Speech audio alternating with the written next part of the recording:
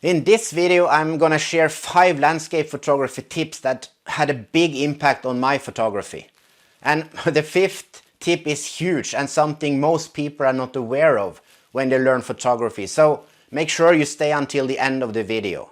Hi, I'm Kim from Landscape to Art, and I'm here to help you improve your landscape photography, focusing on developing your skills as a photographer and less on the gear you use.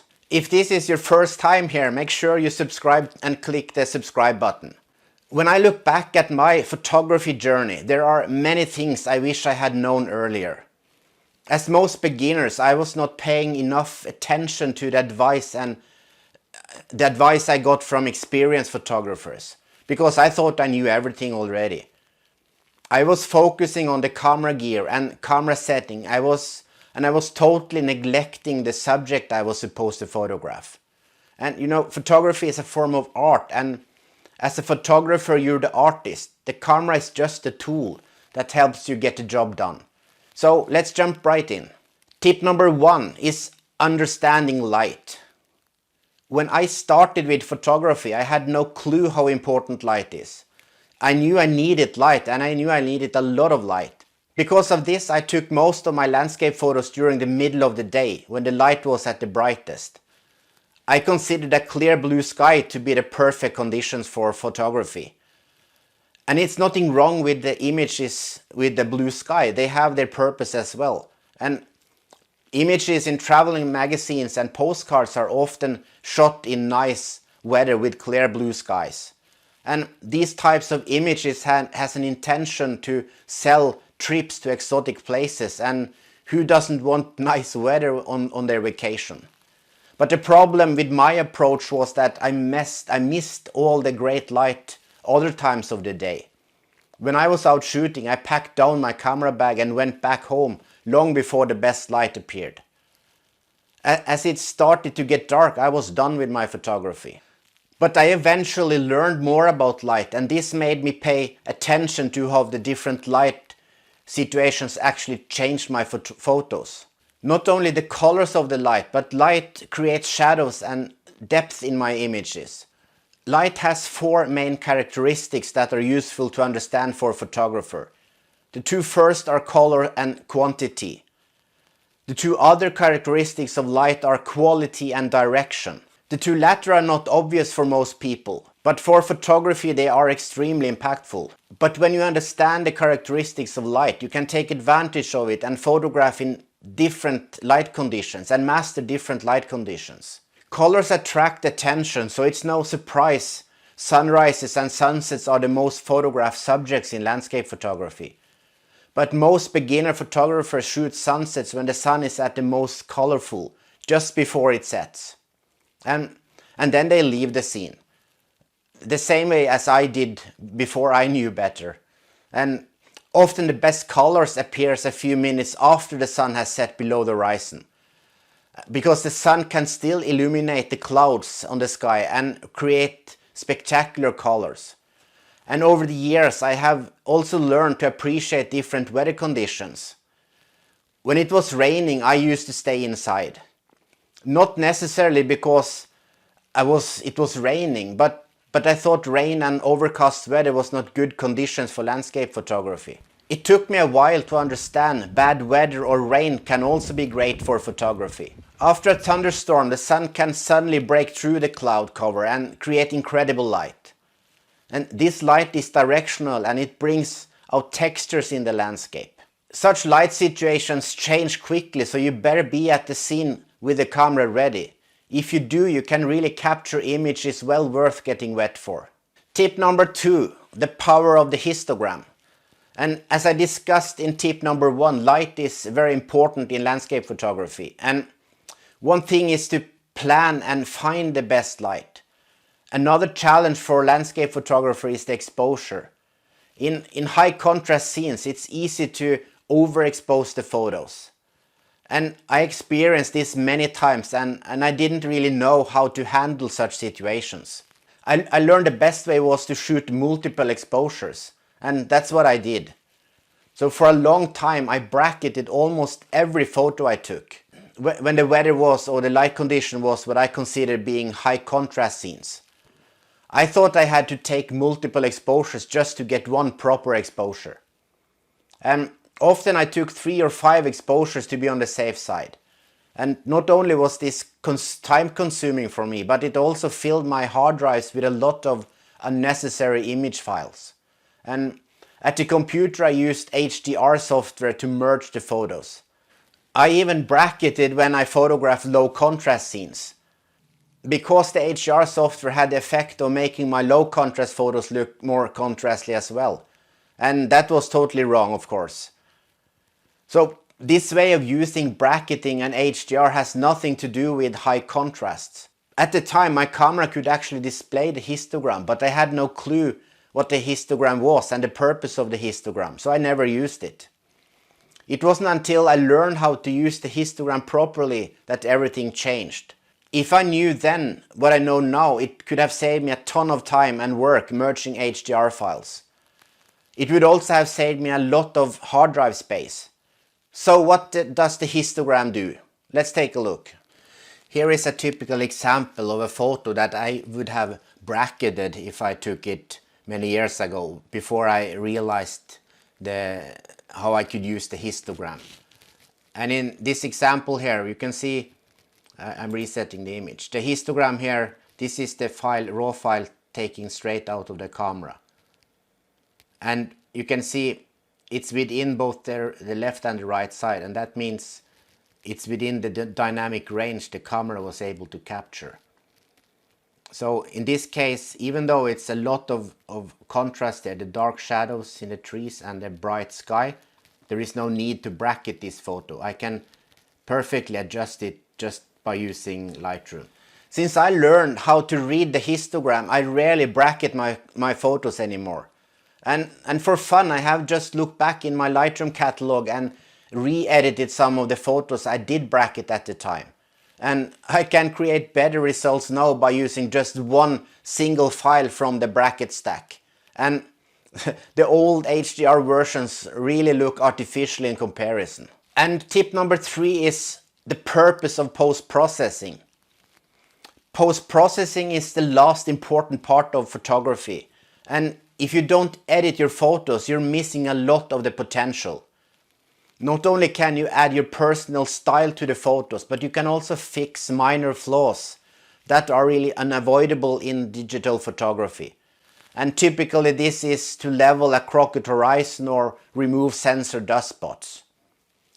When I was first starting to edit my photos, I did the same mistake as I did with the camera. I focused on the software features instead of focusing on the most important, the image. And when you are new to photography, it's easy to go overboard with all the features and possibilities in an editing software. I remember I spent a lot of time experimenting with layers and blend modes in Photoshop. And blend modes created looks that I'd never seen before. But most of these experiments just resulted in crazy colors and had nothing to do with realistic editing. And because I really didn't know what I was doing. And back then, editing was a way for me to just totally transform the look of my photos. And later, Lightroom presets and Photoshop actions grabbed my attention. If you have ever tried presets in Lightroom that are made by other photographers, you know you can rarely get the results you want only by using the presets. But presets can really work as good starting points when you edit, but in most situations you need to make additional adjustments. And anyone trying to convince you you can edit your photos only by using presets are exaggerating at the best. For portrait and wedding photographers that are batch processing many of their photos, presets might be time savers. But for us landscape photographers, this is not a valid argument. And I wasted so much time experimenting with the wrong things when I first started to use Photoshop. And after I had worked my way through a couple of editing courses in Lightroom and Photoshop, I understood the power of editing and the intention of editing. Since then I have only used one software, and that's Lightroom. I rarely need to go to Photoshop anymore for my type of work.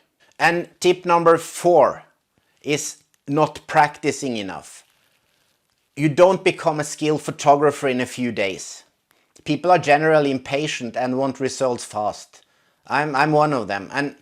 And when they don't see immediate results, they start to concern about the camera and lenses not being good enough. They don't see the limitations in themselves at the time. And a new camera or lens is what's going to improve their photography. That's what they believe. Unfortunately, it's not that easy. There is only one way to get better at landscape photography, and that is to practice. And you must try to practice regularly. Without practice, you will struggle more when you're in the field. You will fiddle with the camera instead of getting the shots. You simply don't have it in your fingers, and instead you have to think about everything you do with your camera. Even with years of experience, if I don't take photos for a while, I can immediately tell that I'm out of practice. I'm missing the small details and I'm just fiddling with the camera settings, and it slows me down. Practicing makes you a little better every time, even if it's just a small percentage. The improvements adds up over time. And it's easy to find excuses like I don't have the time to go out and I'm not motivated. But if you're serious and you want to learn photography, you have to find the time, and you will find the time. The only thing you can't buy for money is time, and so you have to schedule time in your calendar. And you should go out as often you can, and minimum once a week to take a few shots to keep you going. You don't have to travel to these exotic locations to practice. If you want to learn how photographing locally can help you get a better landscape photographer faster, take a look at this video. And tip number 5, an effective way to learn faster. If you're like me, I try to learn as much as possible in the shortest amount of time. So I watch videos at 2 times the speed. And this way you can rush through a lot of videos and learn more stuff, right? But this way of learning is not very effective if the intention is to learn and improve your skills in photography. We all learn differently, and some people are visual learners and prefer videos. Others prefers learning by reading. Back in the 60s, a learning model was developed by National Training Laboratories in Maine in the US. And basically the model suggests you retain more of what you learn when you see and listen compared to only listening. And the most effective way to learn is by doing. And all this makes sense. Further, the model suggests that students retain only 5% of what they learn when they passively listening to a lecture. And whereas when they retain 10% of what they learn when they read the information. And 20% when they watch and see, like you're doing right now watching a YouTube video. And students retain 30% of what they learn when they see and get a live demonstration. And 50% when they participate in a discussion. When they practice what they learn, they retain a whopping 75% of the information. And furthermore, the study suggests that by teaching others what you learn, you will retain 90% of what you have learned, and that's huge. I'm not going to discuss the validity of the model, but I know from myself a lot of what the study suggests is just valid for me, and I guess most other people as well. I have never learned so much about photography as I have since I started to teach on my blog more than 10 years ago now. Teaching forced me to consume the information in a totally different way compared to when I learned for my own purpose. When teaching other people, I had to confirm that the stuff I was teaching was correct. So I did a lot of extra research on the topic, and I studied more in depth and was sure that I understood the concepts. And this way of learning had a massive impact on my photography. And now you might be thinking, yes, but I cannot teach, I'm a beginner. My answer is yes, you can. There are always someone that knows a little less about photography than you, and you can teach these people. And these people might be your friends or anyone else that just have an interest in learning more about photography. And today almost everybody walks around with cameras, smartphones or more advanced cameras, and every one of these people can take advantage of learning a little bit more about photography.